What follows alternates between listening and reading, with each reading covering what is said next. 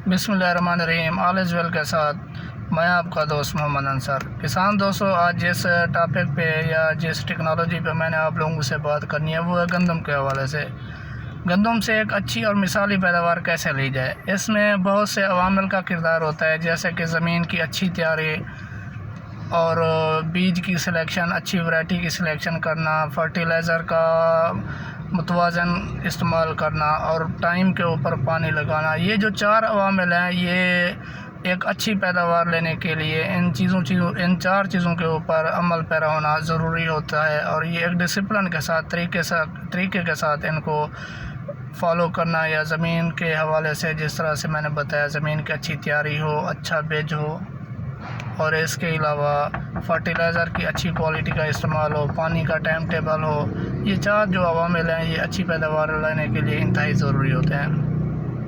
दोस्तों, आज जिस टॉपिक पे या जिस चीज़ पे मैंने बात आप लोगों से करनी है, मैंने आज सिर्फ आपको खादों के मुतालिक बताना है कि गंदम की कौन सी खादें होती हैं, किस टाइम देनी पड़ती हैं। इस हवाले से आप लोगों के साथ डिस्कस करना है। 3 से 4 पॉइंट्स हैं जो ये खादों के मुतालिक हैं। जो दोस्त इनको इंशाल्लाह फॉलो करेगा, मैं गारंटी से कह देता हूँ कि उसकी एक अच्छी पैदावार होगी और एक मिसाली काश्तकार होगा। दोस्तों, जो गंदम की फसल है इसके ऊपर 3 खादें जो होती हैं, मतलब मेजर 3 खादें हैं। इसके अलावा जो बाकी जो खुराकें हैं वो छोटी हैं। जो खुराक सगीरा और खुराक कबीरा, ये 2 अवामिल हैं। जो खुराक कबीरा हैं इनमें फास्फोरस है, नाइट्रोजन है और पोटाश है। जो खुराक सगीरा हैं उनमें जिंक हो गई, कॉपर हो गई, बोरान हो गया, आयरन हो गया, मैग्नीज़ हो गया। ये मैक्रो न्यूट्रिएंट्स हैं टोटल। इनका भी पैदावार पर बहुत ज़्यादा असरअंदाज होता है। दोस्तों, जो फास्फोरस खाद है वो गंदम के हवाले से बात कर रहा हूँ कि 50 से 55% जो खुराक डिपेंड करती है गंदम की, वो फास्फोरस के ऊपर करती है। 50 से 55% जो होती है फास्फोरस ज़रूरत होती है गंदम के पौधे को। 20 से 25% जो होती है नाइट्रोजन यूरिया खाद ज़रूरत होती है। 10 से 15% जो होती है पोटाश होती है। हमारे जो किसान दोस्त है वो पोटाश का बहुत कम इस्तेमाल करते थे। अल्हम्दुलिल्लाह अब 2-3-4 साल हो गए हैं कि लोगों में अब अवेयरनेस हो गया कि पोटाश भी एक अहम जुज़ है खुराक का। इसके ना देने के ऊपर, इसको फसल को अगर आप पोटाश अप्लाई नहीं देते तो पैदावार पर काफ़ी ज़्यादा असर पड़ता है। अगर आप लोग पोटाश देते हैं तो उस पर भी मिसाल के तौर पर अच्छी एवरेज पैदावार आ जाती है। दोस्तों, ये 55% होगी फास्फोरस, 25% होगी नाइट्रोजन, ये तकरीबन 80% हो गए। 10% हो गया पोटाश, ये 90% हो गए। बाकी जो 10% खुराक है वो खुराक सगीरा हैं। उनमें जिंक हो गई, कॉपर हो गई, आयरन, बोरान, मैग्नीज़, ये चीज़ें शामिल हैं। दोस्तों, अब ये 4 जो अवामिल खुराक के बताएं, इनका टाइम कौन कौन सा है, इस हवाले से भी मैं आपको बताता चलूँ कि जो फास्फोरस खाद है, DAP खाद है, ये ज़मीन की तैयारी के वक्त हम इस्तेमाल करते हैं। इसको जब हम ज़मीन की तैयारी कर रहे होते हैं तो उस वक्त हम फास्फोरस खाद का इस्तेमाल करते हैं। 2 बोरी DAP फ़ी एकड़, या आजकल तो महंगी है, आप 1 बोरी फ़ी एकड़ इस्तेमाल कर लें।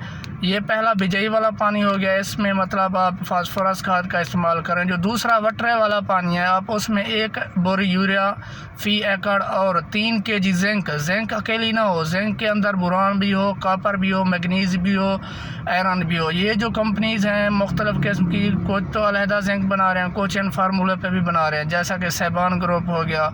उनकी जिंक जो होती है उसमें जिंक भी होती है, आयरन भी होता है, बोरान भी होता है, मैग्नीज़ भी होता है। अब जो दूसरा पानी वटरे वाला मैं जिक्र कर रहा हूँ, उसमें 1 बोरी यूरिया और ये 3 kg जिंक या 6 लीटर जिंक आप फ्लड करें। इसके बाद जो तीसरा पानी है, तीसरे पानी में दोस्तों 3 बीघे 1.5 एकड़ में 1 बोरी यूरिया का इस्तेमाल करें। और इसके बाद जो चौथा पानी, एक तो बिजाई वाला पानी होगा, दूसरा वटरे वाला हो गया, तीसरे पे मैंने 1 बोरी यूरिया 1.5 एकड़ के लिए इस्तेमाल किया। जो चौथा पानी है वो आखिरी पानी है दोस्तों। उस वक्त जो होते है गंदम की फसल गोब की सूरत में होती है। उस वक्त आप ऐसा करें कि 1 बोरी यूरिया 2 एकड़ और उसमें 25 kg पोटाश आप शामिल करें। उसमें ये होता है कि पोटाश को या तो यूरिया के साथ मिक्स करके फ्लड कर दें या तो फिर छट्टा कर दें। बेहतर है कि आप लोग फ्लड कर दें उसको। ये हो गया खुराक का कॉम्बिनेशन। और जो मैंने 10% वो मैक्रो खुराक जो बताई थी वो आप दूसरे पानी वटरा में दे दें यूरिया के साथ। उसका फ़ायदा ये होता है कि प्लांट ऑफ नंबर्स इंक्रीज़ होते हैं, जो पौधे के टिलर्स होते हैं उनकी मिकदार, उनकी तादाद ज़्यादा होती है, जिसकी वजह से जो पौधे के अंदर पौधों की तादाद होती है वो एवरेज ज़्यादा बढ़ जाती है, जिसकी वजह से पैदावार में भी काफ़ी सारा इजाफा होता है। दोस्तों ये जो मैक्रो खुराक है ये अहम जुज़ है। और इसका दूसरा फ़ायदा भी बता दूं, मिसाल के तौर पर आप एक फसल में जिंक जमा यूरिया इस्तेमाल करते हैं वटरे वाले पानी में, दूसरी फसल में आप नहीं करते, जिसमें आप एक तजर्बे के तौर पर आप इस्तेमाल कर रहे हैं, जिसमें आप यूरिया जमा जिंक आयरन बोरान मैग्नीज इस्तेमाल करते हैं, वहाँ के नंबर ऑफ़ प्लांट जो होते हैं पौधे के ऊपर या टिलर्स जो होते हैं उनकी तादाद ज़्यादा होती है बानिस्बत जो दूसरी फसल में आप सिर्फ सिंपल यूरिया इस्तेमाल करते हैं। नंबर ऑफ़ प्लांट मिसाल के तौर पर अगर सिंपल यूरिया वाले में एक पौधे से 10 टिलर निकलते हैं, तो दूसरी तरफ अगर देखा जाए जहां पर आप यूरिया जमा मैक्रो न्यूट्रिएंट्स का इस्तेमाल करते हैं वहां पर जैसा कि जिंक है, आयरन, बोरान, मैग्नीज वगैरह, जब दूसरी फसल में इस्तेमाल करते हैं तो वहां पर नंबर ऑफ़ टिलर 15 से 20, 20 से 25 हो जाते हैं। और तीसरा पॉइंट ये है कि जो ये दूसरे में जिसमें आप सिंपल यूरिया इस्तेमाल करते हैं वहाँ पर जो सिट्टा होता है उसके ऊपर जो अगर एक टिलर में अगर एक पौधे से 10 टिलर निकलते हैं, 10 पौधे निकलते हैं, तो उनमें से 3 सिट्टे 4 सिट्टे ताकतवर होते हैं जिनमें दाना अच्छा भरा होता है, वज़नी होता है। जो बाकी 4-5 सिट्टे होते हैं उनमें दाना वज़नी नहीं होता, बारीक दाना होता है, कमज़ोर होता है। जैसा अगर दूसरी साइड पे आप देखें जिसमें आप यूरिया जमा जिंक आयरन बोरान मैग्नीज वगैरह ये इस्तेमाल करते हैं, उसमें जो नंबर ऑफ़ टिलर होते हैं मिसाल के तौर पर 15 से 20 होते हैं।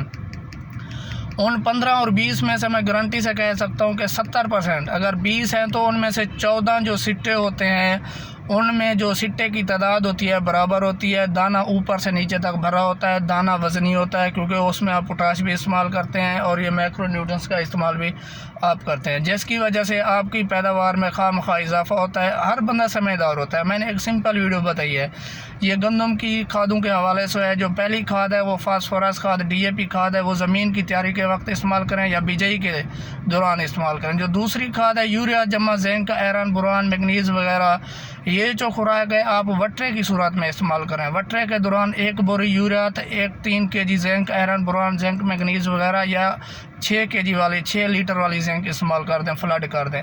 जो तीसरा पानी है वटरे के बाद वाला पानी, उसमें 1.5 एकड़ में यूरिया इस्तेमाल कर दें। और जो चौथा पानी है गोब की सूरत में, उसमें पोटाश इस्तेमाल करें। Thank you very much.